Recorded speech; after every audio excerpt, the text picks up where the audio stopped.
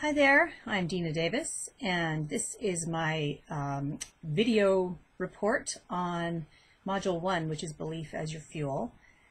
I am enrolled in the Executive Coaching Certification Program through the Sports Mind Institute, and I wanted to introduce myself and talk about why I am doing this course, a little bit about me, and on my take of this first module, which is Belief as Your Fuel.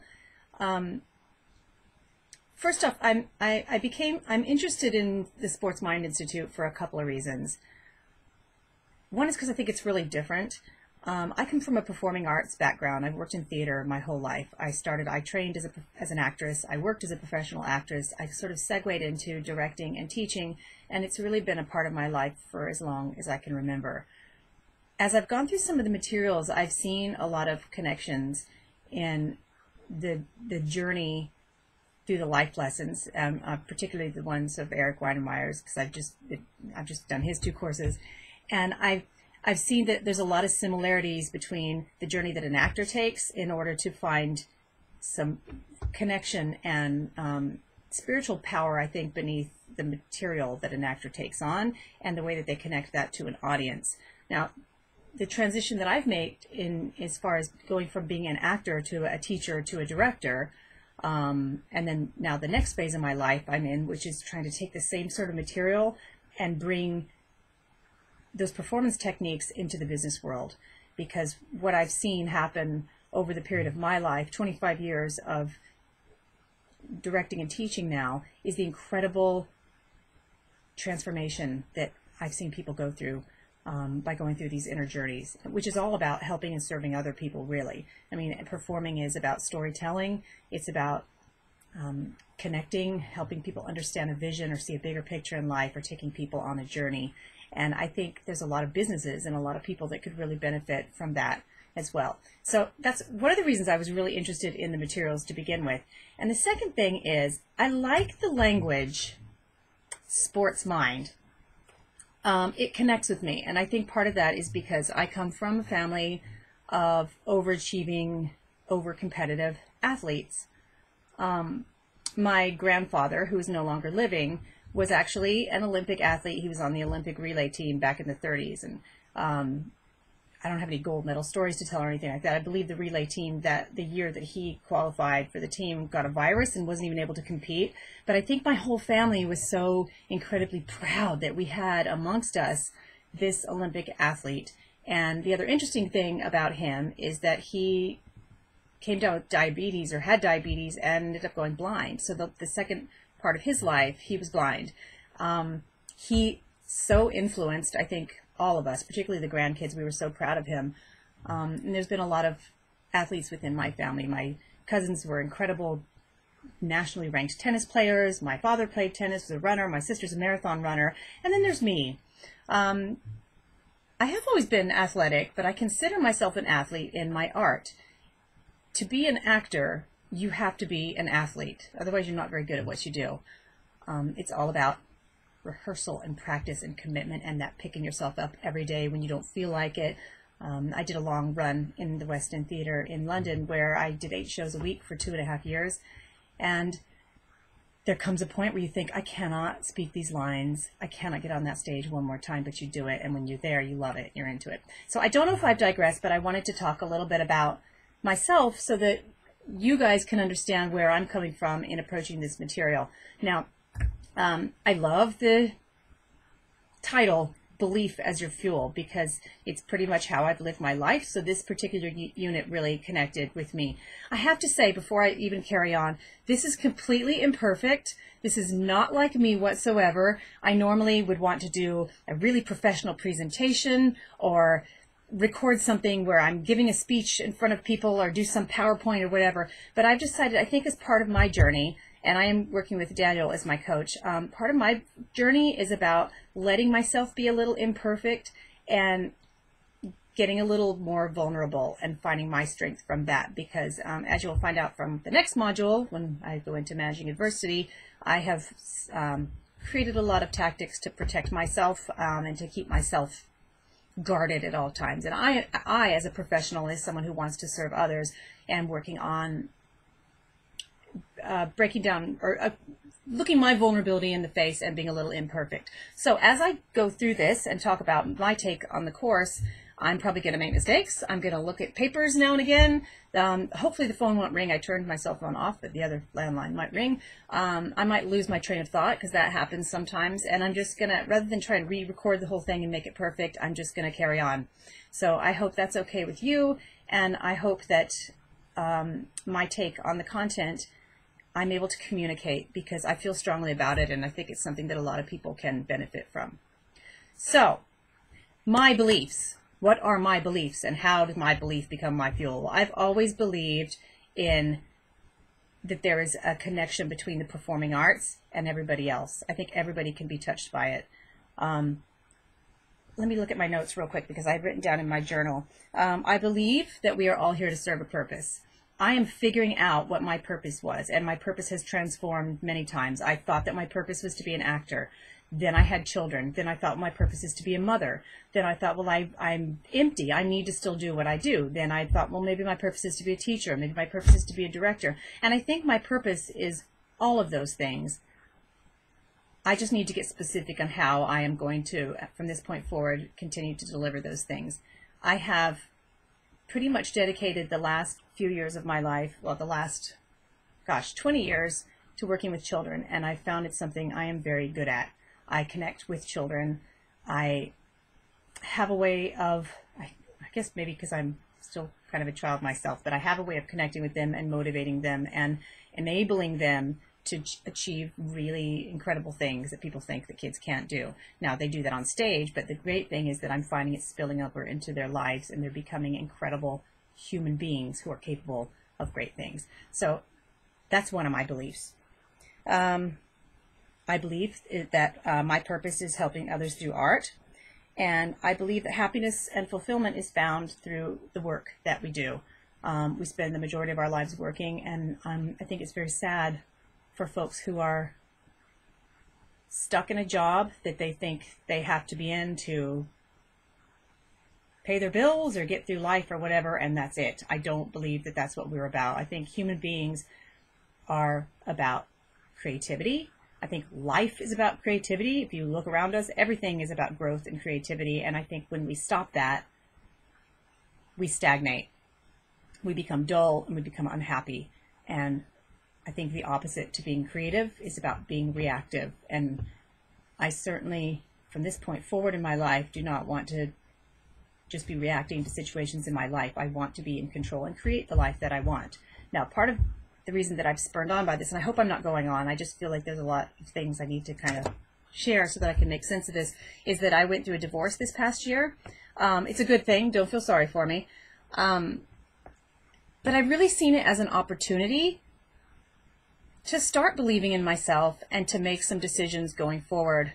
I don't feel I'm living as fully as I could be. I don't feel I am reaching as many people with my work as I could be.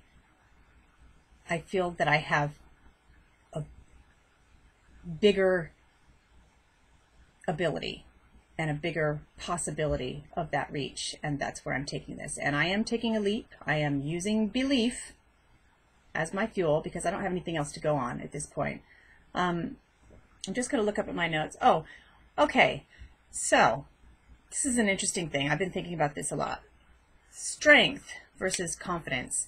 Some people could say that you move forward in belief when you have the strength to do something. I'm going to wait until I am totally ready before I do this project. I'm going to wait until I'm strong enough. I'm going to wait until I'm healthy enough. I'm going to do it, but I'm going to wait until everything's lined up and I have the confidence, and then you know what? I'm going to go for it. Well, the problem with that is it never comes. Confidence isn't, I don't think any of us are just innately confident up front, where we make a choice and we do something because everything's perfect. We're going to do it now that we're ready. We'll never be ready. And I think this is the difference between people that just take a leap and believe that it's going to happen, or they're going to make it happen, or those who kind of sit and wait and do nothing. So there's an interesting way of looking at this. If you look at a pie and it's cut into 4 pieces, and if you're making a choice to do something, you can look at it this way. the upper right corner of the pie would be your commitment. So it's committing, I'm going to do this. Next comes the courage, because you're inevitably going to have to make some courageous choices. For example, I decide I am no longer happy with being in a marriage that I am not fulfilled by. I'm going to commit to changing that. The courage then comes from, okay, how am I going to pay my bills? How am I going to make it on my own after 16 years? How am I going to take care of my children? Where am I going to leave? That's when you summon the courage. After that comes your skills that you gain from that. Well, actually, I have found a place to live. I am expanding the career that I have and the reach that I have and the responsibilities that I have. I am taking care of my children. I hope that I'm becoming a better role model for them. And at the end of that, you find your confidence. And I think that this is a cycle that we all repeat. And when I look back into my life, I can see that I have repeated that cycle, and it gives me more confidence because I know, well, hey, I've done this before. I have been in this situation before. I was in this situation when I left high school and decided that I wanted to be an actor. Did I sit and think, oh, I'm not going to go do it until everything's perfect? No, I went and got training, and then I had to take a leap. I had to wait some tables. I had to make some choices, and I did it. Then I had children. Could I carry on with the career that I had? No, I could not, because my new commitment ended up being my children. How was I going to get a bit of what I love back into my life? I went through that cycle. I took that leap. I found the courage. I got the skills, and then I had the confidence out the other end. So I think it's an interesting way of, as we're speaking to people who we're trying to help, of not encouraging them to wait until they're confident before they make a move, but to just make a move, because the difference between those who do things and those who sit and wait to do things is pretty huge. Back to the idea of athletes having a sports mind, the difference between somebody who plays tennis or goes for a jog on the weekend and an Olympic athlete is huge, because it's incredible commitment. It takes incredible courage. And the other interesting thing about that is Olympic athletes don't do it alone. They do it with a coach. They do it with somebody who holds them accountable and pushes them and expects them to reach those goals, and to exceed those goalposts. And I think that's something useful for us to look at in ourselves and also in the people that we work with. So I just wanted to go through some of the particular lessons in this module, if we want to call it, starting with ego as fuel. This was a really interesting one for me because I think probably much like other people, I keep taking my glasses off, by the way, not because I'm trying to say, ooh, I don't look good with my glasses on, but because there was a reflection off my computer and I don't want you looking at me like I have fly eyes. So, but I cannot read without my glasses on. So, ego as fuel. I fall into that situation of people that think, oh, I don't want people to think I'm egotistical. I want to be liked. To say I operate from my ego sounds like I am a bitch, basically. I loved the idea that it is our ego that enables us to make the choices to move forward and do what we do. I love that. I think that that's so true. I think if I wasn't egotistical, I wouldn't have moved to London in the first place and thought that I could make it on the stage as a classical theater actress, which is, by the way, what I wanted to do. In the end, I did not end up doing that. I worked as an actor, but I worked as an American actor in England. But I still had the belief that I could get over there, and my ego led me there. My ego got me interviews that other people weren't getting. My ego got me on the stage and kept me working. My ego gave me the ability to set up a business instead of waiting tables and start working with children because I felt like I had something to offer them, even when I was 21 years old, and I did. So that particular lesson was very useful for me in moving forward confidently that it's okay to acknowledge my ego. I talked a little bit about the commitment to the process, committing before you are confident enough and just committing and doing it. Don't get stuck. I certainly have I'm having one of those moments where I'm thinking, okay, what was I going to say here? On getting stuck. I think where I get stuck is when I dwell on situations that I have failed. or I dwell on something that brings me pain, and that fear of moving forward because I don't want to feel that pain again makes me stuck. And I can wallow in it and stay there and become petrified and paralyzed to move. And I loved Eric's idea of having the little mini funerals and letting things go. And I did. I've had a few. I have had a little, just being open with you here, I've had a few little candle lighting ceremonies in the evening where I'm letting things go and trying to not allow myself to get stuck anymore. And I'm actually able to see in other people now, just thinking about this, becoming aware of it, I'm able to look at others and say, they're stuck. Is there any way I can help them get out of that? I don't know. It depends on whether or not they're open enough to me to help. But it's funny how you begin to see it in others as well. Reframing is, I think, the key to happiness and life. I spent a lot of time on this, and I am going to share a little bit about myself, my personal roadblocks, and how I am working to reframe some of those so that I can be more successful in what I do and more efficient with what I do. I think reframing is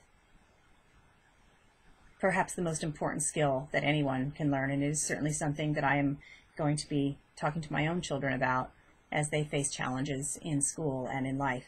So I thought about this as turning roadblocks into bridges. So rather than being things that kind of stop me in my tracks and I can't seem to move beyond, I'm going to create a bridge so that I can move to the next side of where it is I'm going.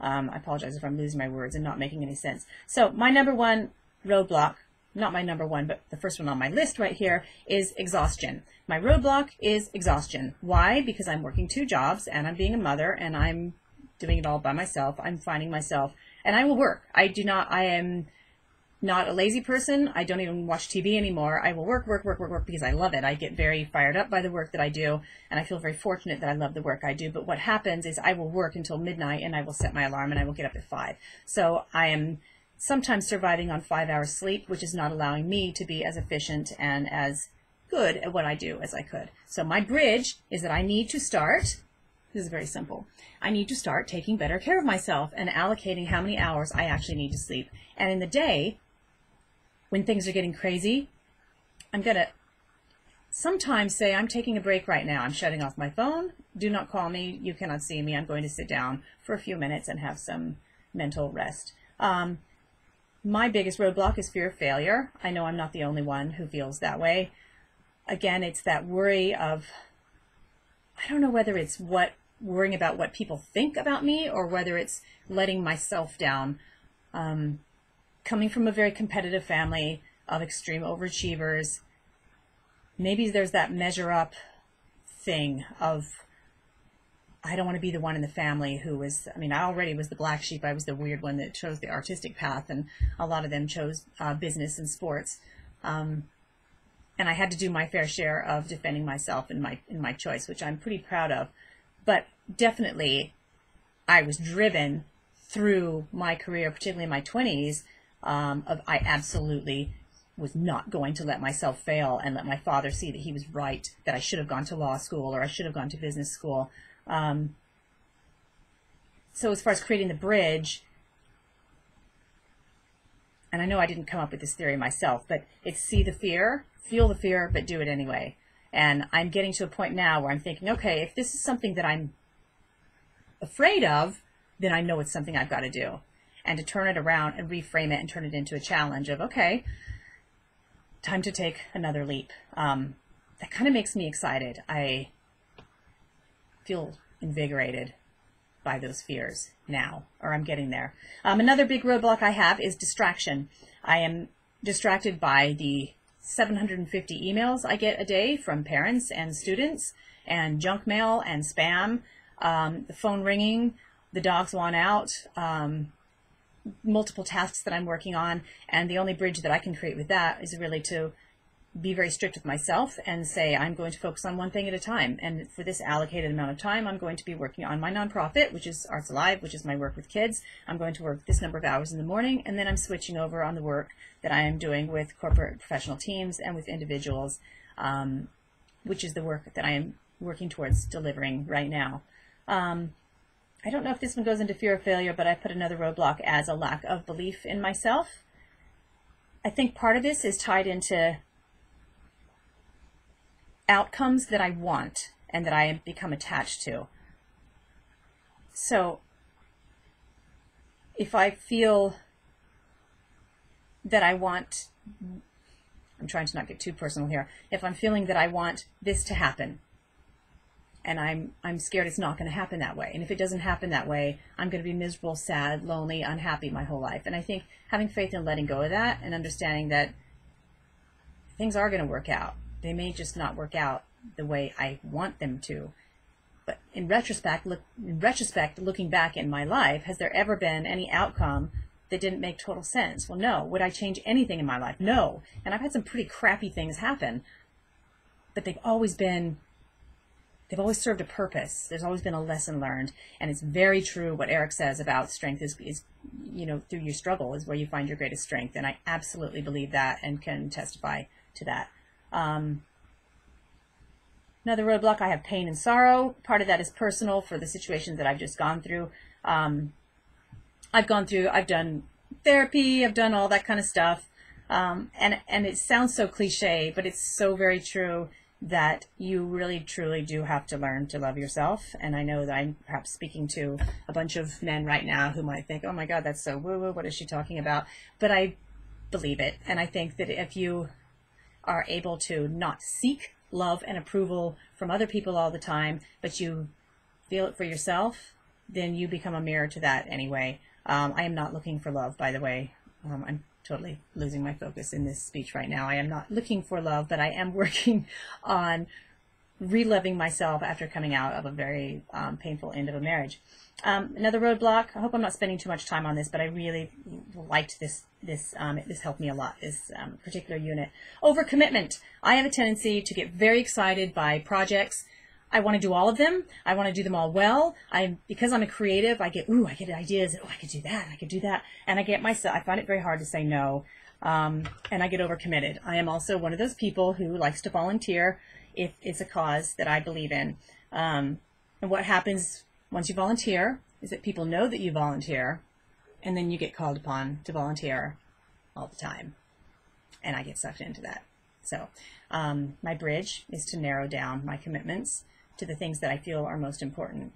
And I think for me, that has to first be myself, my health, my children, and the people that I serve. I have a belief that the work that I do, and I wouldn't even call it executive coaching, I call it performance coaching. I absolutely believe in the use of theater techniques. That sounds so technical. Artistic techniques expand a person's ability to perform in their life. I don't mean on stage. Could be a speech, could be a presentation, but it's their innate ability to perform, to step up into the role that they want to be playing, but maybe they're not playing it fully. Maybe people are playing a supporting role in the movie of their life rather than playing the leading role. And I believe that the work that I do with people and with teams is about helping them play the starring role, the award-winning roles. I talked about avoidance and waiting. I don't tend to be too much of a waiter. By waiter, I mean someone who waits, not a waiter. I've done that too. But avoiding action out of fear. Call it the gremlins, the voices that come in that tell you, you can't do that. You're not trained to do that. Well, that's not your background. These are all the voices I've dealt with recently as I'm trying to work into a different platform. I'm used to being in an artistic community, and I am now working on moving into a corporate business environment. And the little gremlins in my head tell me, well, those people are just going to think you're crazy. You can't go in there and be all artsy-fartsy, over-the-top lady. And in actuality, I probably can, because the majority of those corporates are probably sitting there bored out of their minds and probably wish they could have a little bit of time that they could be creative or maybe play or have fun. I mean, what are those people doing at the weekend? Are those people working in their yard, reading a book, listening to music, trying to chill out and feel a little more creative? Or are they going home and thinking, I'm going to do my taxes this weekend? So I think people kind of naturally want that anyway, but it's definitely something that I'm having to work on myself, to control those voices. And I think we all have them. Where they come from, I don't know. Probably from when we're children and someone first tells us, well, you can't do that. That's not sensible. You might hurt yourself. And we listen. The sad thing is that we end up making choices throughout our lives as adults based on things that were told us when we were children, and we couldn't even comprehend what we were being told anyway. So, have I lost my train of thought? Am I digressing? Am I spending too much time on this videotape? Probably. For that, I apologize. Like I said, I'm doing this very imperfectly. I'm about to close off. But speaking about belief, visioning, which I think is incredibly important. It's something I think we do as a child. We can see ourselves winning that race, or we can see ourselves climbing that big mountain. And we tend to do all, I mean, I think most of us look back in our lives and say, oh man, when I was a kid, I did this. When I was in high school, I achieved this. And it's funny how as we move on through life and we get older and we get kind of more beaten up, and those fears get a little more deep rooted, we are able to envision less, because the vision of failing takes over. I can envision myself falling on my face. I can envision myself making a fool of myself, rather than envisioning what you want. And there was something that Eric said. Oh, I love that he said this. He said that the mind can truly shut you down, and that's absolutely true. And I think the only way around that is to create new habits where we are no longer listening to the gremlins and the negative thoughts, but we are listening to the positive ones that tell us what we can do, not what we can't do. I will close on failure as fuel. I mentioned this early, how important I think failures are, because we grow from them. I loved the comment about having epic failures. And just to make a connection with the work that I do with children when they're in a rehearsal room with me, we always start off by saying we are here creating a safety net. The rehearsal room is a safety net. We're here as a team, and this is where we're going to fail. We're going to try things out. We're going to make fools of ourselves. We're going to fall on our faces. We're going to support each other through that, though. We're not going to laugh at each other. We're going to say, that was a great failure, because what we want to do is make all the mistakes here where it's safe, where we can truly expand and take risks and grow, so that we don't fail when we're out there in front of an audience, because we know how to navigate through if something does happen. I think that's incredibly powerful for anybody, but to create your own safety net, to fail epically, and know that when you do fail and you work out how you're going to get back up, you're probably not going to make that same mistake again. You're just going to grow and be a bigger, better person, performing more at the level that you want to be. I think I was only supposed to make a 5-minute video here, and as you can tell, I like to talk. Kind of wish I was with you guys in person having a conversation about this, but I hope that this is enough for right now. And I will be back with my next module, which is managing adversity. Thank you so much, and signing off.